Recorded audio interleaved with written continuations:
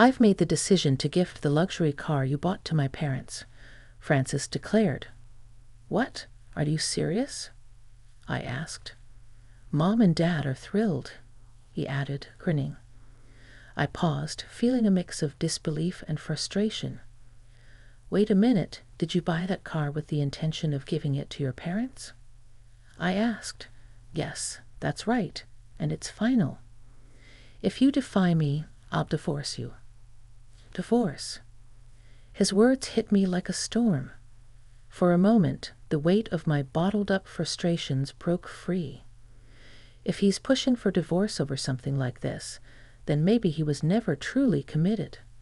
"Fine," I replied, barely masking my pain. "Do what makes you happy." My name is Anita. I'm a 35-year-old office worker. I live with my husband, Francis, and our 7-year-old daughter, Eleanor. Francis and I both have stable jobs, so financially we're secure. Eleanor is growing up well, and life is stable.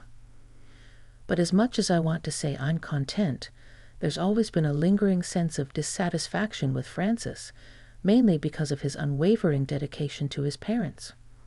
I understood that family mattered to him, but his devotion seemed more directed at them than at us, his own wife and daughter.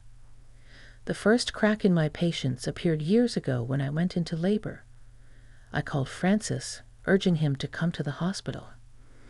I was in intense pain, scared, and needed him there, but his response stunned me.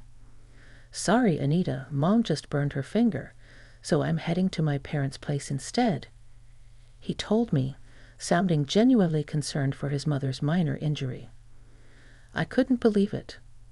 A minor burn caused by touching a hot pan took priority over his wife's labor. My mother-in-law's burn was barely noticeable, easily soothed by running it under cold water. I felt hurt and betrayed. I couldn't understand how he could rush to her side for such a small incident, while ignoring something so critical for his own family. Still, Francis is hardworking, and on most days he is kind to me. But his constant deference to his parents creates a gulf between us. There were other incidents, like on our daughter's first birthday. Coincidentally, his parents had planned a trip and needed Francis to drive. Instead of spending the day celebrating Eleanor's milestone with us, Francis chose to accompany his parents and even stayed with them in their hotel, leaving me alone with our baby. It hurt to see him prioritize a casual trip over our daughter's first birthday. After that, I lost some of my trust in him. This pattern repeated itself over the years, with me holding back my frustrations. Although divorce crossed my mind, I hesitated. I still loved Francis, and I wanted to give Eleanor a stable family with both parents. Francis wasn't entirely absent from our lives. He did care for Eleanor, though he seemed to think her birthdays were occasions for just the two of us. His absence stretched year after year. Even now, Eleanor is 7, and Francis has never once celebrated her birthday with us. At one point, I even suggested inviting his parents over to join the celebration. They only live 2 hours away, and I thought it would make Eleanor happy to have her grandparents with us, but my in-laws refused, calling it a hassle to make the drive. I found it hypocritical. Francis would travel any distance to see them without complaint, yet they couldn't reciprocate for their granddaughter's sake. But the worst part was my mother-in-law's attitude. She never accepted Eleanor because she had wanted a grandson. She once told me bluntly, "I wanted a boy. Why did you defy me?" Her words stung as if I had any control over my child's gender. And even if I did, was having a boy that important? Francis's family isn't prominent or traditional. It was simply my mother-in-law's outdated preference. Her indifference made me feel like Eleanor was somehow less worthy in their eyes, a notion I couldn't accept. Francis's devotion to his mother meant that even Eleanor's birthday wasn't special enough for him to resist her demands. And when Francis brought me to the New Year's gathering at his parents' house, I couldn't ignore how one-sided our family dynamics had become. My mother-in-law had a way of making me feel small and insignificant. She would often criticize me, and her focus wasn't just on the fact that I hadn't given her a grandson. She always found reasons to put me down. "Anita, why can't you work faster? Look over there, someone has an empty cup. Go refill it," she'd say, treating me like I was there to serve everyone rather than be part of the family. During family gatherings, she'd ridicule me openly, telling everyone, "My son is wonderful, but his wife, she's a disaster. All she does is data entry." I tried explaining that my job was in engineering, not data entry, but she never cared to understand. And even if it were just data entry, it's an honest job, one that deserves respect. She acted like my work was meaningless, and to make matters worse, she'd ignore our daughter entirely. Every New Year she'd give gifts to other children in the family, but Eleanor received nothing. Francis never defended us. He just laughed along, as if it were all some harmless joke. Francis even had the nerve to chime in, "Yeah, my wife's hopeless without me," as if making me look bad in front of his family was something to be proud of. Watching him join in on his mother's jabs was heartbreaking, but for Eleanor's sake, I held back, not wanting her to lose her father. My patience was wearing thin, and gradually my feelings for Francis began to fade. One day, Francis came to me with a request. "I've been thinking. There's something I'd like to buy." "What is it?" I asked. "A car," he said, surprising me. Francis was never interested in cars before, so this was out of character. "A car? Why now?" I asked. "I drive to my parents' house all the time, and I thought it'd be nice to have a new one, just for a change," he explained, trying to sound casual. Since I barely drive, I wasn't overly concerned about the car. We live close to everything we need, like the supermarket, and driving isn't a big part of my daily life. Francis, however, drives regularly to his parents' house, so I figured it made sense for him to choose the car. "Fine, go ahead. It's up to you. You're the one who'll be using it the most," I replied. Francis looked pleased, but quickly added, "Oh, and well, here's the thing. I'll pick the car, and you'll pay for it." His words made my stomach drop. Francis wanted this car, but expected me to cover the cost. My salary was what kept our household afloat. His earnings barely contributed to the family expenses. I had even worked through maternity leave to keep things steady, arranging to work remotely after giving birth. Meanwhile, Francis spent his earnings on himself.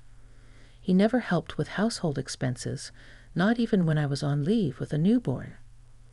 Yet, despite all this, I agreed to pay. Francis could be attentive to Eleanor when he was in a good mood, and I hoped maybe this would be one of those times. I said, "Really, thank you."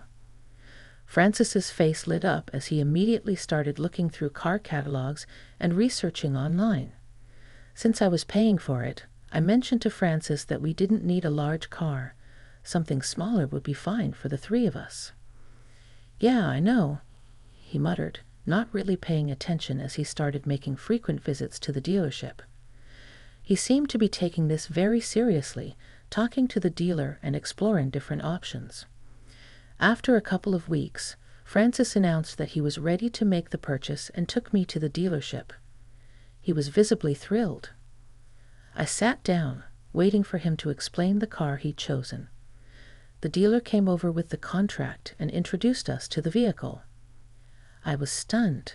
It was a huge luxury minivan. "Wait, are we really buying this?" I asked, taken aback. "Of course." Francis beamed. "It's sleek, right? Perfect for us, especially if we decide to have another baby." The car was nothing like what I had envisioned. It was far too large for a family of 3, and even if we added another child, it still seemed excessive. I expressed my concerns, but Francis looked irritated. "Why do you keep saying the same thing?" he snapped. You're making the dealer uncomfortable. You're the one who said to leave it to me. Well, yes, but this is a huge decision, I replied. But Francis had already made up his mind. He signed the contract without a second thought. Then the dealer mentioned the price, and I was floored. It was far more than I anticipated. I can't pay all this at once, I said, surprised. We'll need a loan. Francis shrugged, unfazed. He insisted on putting the contract in his name and arranged a loan. From then on, I would transfer money to his account monthly to cover the car payments. With that settled, we bought the car, and it was delivered to our house a few days later. When the car arrived, Francis's excitement was palpable. He was thrilled, and though I still had reservations, I thought, well, if he's happy with it, maybe it's worth it. Then, one weekend, something unexpected happened. Francis had the car keys in hand, so I asked him where he was heading. Oh, I'm going to my parents' house, he said casually, which was typical for him. You're taking the new car, right? I asked, just confirming. Yep, he replied, smiling. I've actually decided to gift this car to my parents. I froze. What? You're joking, right? No, not at all. Mom and Dad are so happy with it, he said, beaming. I'll drive them around every time we go out together. Hold on. Did you buy this car as a gift for them from the start? I asked, a mix of disbelief and anger rising. Yes, of course, he said, still grinning. If I had told you from the beginning, you wouldn't have agreed to buy it. You're right, I replied, trying to keep my voice steady. I thought we were buying it for ourselves, for our family. It's beyond selfish to put your parents ahead of us like this. Francis shrugged. Well, no matter what you say, it's bought now, and it's in my name. I get to decide what to do with it. I could barely process what he was saying. All the effort, all the sacrifices I had made to pay for this car, only for him to give it away with no regard for our family. This was a turning point, and I wasn't sure how much more of this I could take. At that moment, something inside me finally broke. I'd had countless frustrations with Francis over the years, but my love for our daughter kept me from considering divorce. I always hoped that despite his loyalty to his parents, he still cared for us, his own family. But hearing him threaten me with divorce over not following his wishes felt like a final blow. How could he dismiss us so easily? I thought. Fine, I said firmly. Let's get the divorce. Francis looked taken aback for a moment. What? I don't want you around anymore, I continued, challenging him. Why don't you just go back to your mother and father? Go ahead, Mama's boy. My words hit their mark. His face turned red with anger. You're making fun of me, he snapped. Fine, let's get a divorce right now. I'll go get the papers. With a sneer, he stormed out to the city office. The moment he left, I felt a strange sense of relief. I started packing my belongings and called my parents, explaining what was happening and asking if they could come pick me up. I told my daughter Eleanor to pack her things as well. A short while later, Francis returned holding the divorce papers with a look of defiance. I got it, he said, tossing the papers at me. Sign it quickly. He had filled out the form in angry, dark handwriting. Without hesitation, I signed my part, feeling a surprising sense of calm. Fine, I'll file it, he said, glaring at me. Just get out. I'm going, I replied. Why did I stay married to someone like you for so long? I thought. Francis stomped away, his footsteps loud and heavy. As I watched him go, I wondered why I had tolerated this for so long, but there was no point in regretting the past now. For the first time, I felt genuinely grateful to be leaving him, determined to build a new life as a single mother. Soon after, my parents arrived, and together we finished packing my things. We loaded everything into their car and left the house I had shared with Francis. As we drove away, I felt a sense of freedom I hadn't felt in years. Later, I filed the divorce papers, and just like that, my marriage to Francis was over. It was only a piece of paper, but realizing that we were no longer officially married lifted an enormous weight off my shoulders. Now I could focus on finding a new place for Eleanor and me to start fresh. About a week after the divorce, I was at my parents' house when something unexpected happened. I saw Francis's luxury car, the one he had insisted on buying, pulling up outside. Francis, along with his parents, stepped out and walked into the house uninvited. My mother noticed them and took Eleanor to another room, leaving me. To face Francis and his parents in the living room, Anita, Francis said, his voice unusually anxious, "What about the insurance on the car?" I looked at him, unimpressed by his panicked expression. "Why are you barging into my parents' house like this?" I asked coldly. My ex-in-laws raised their voices in frustration. "We don't want to be here either," they snapped. I realized then that they were probably dealing with issues surrounding the car, likely unable to handle the expenses or paperwork that came with it. This was the very car Francis had demanded I pay for, only to give it away to his parents. They had made their priorities clear, and so had I. With that, I turned my back on them, more confident than ever in my decision. They were no longer my responsibility, and I was finally free to create a life focused on my daughter and our happiness. My ex-in-laws had barged into my parents' house, visibly agitated, and raised their voices, defending their unannounced arrival. "We had no choice but to come here," they insisted. My father, calm but clearly annoyed, spoke up. "In that case, please leave.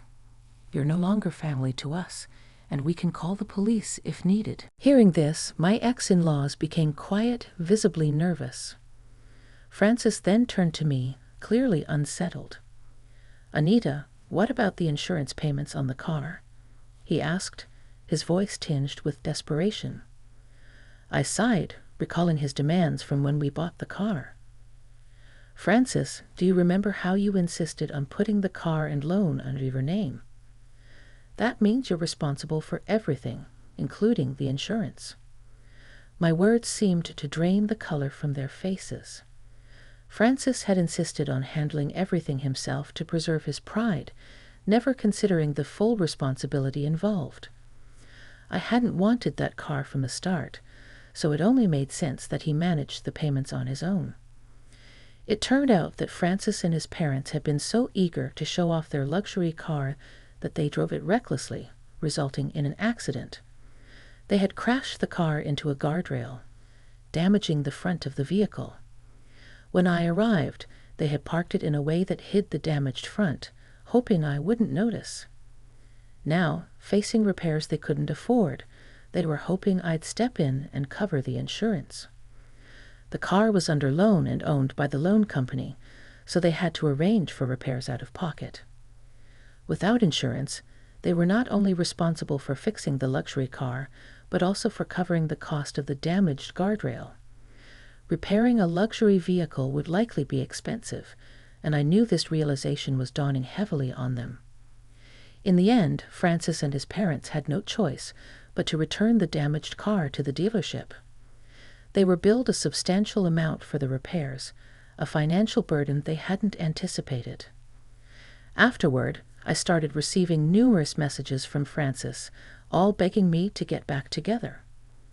One message even mentioned that he could no longer afford rent and utility bills, so he had moved back in with his parents.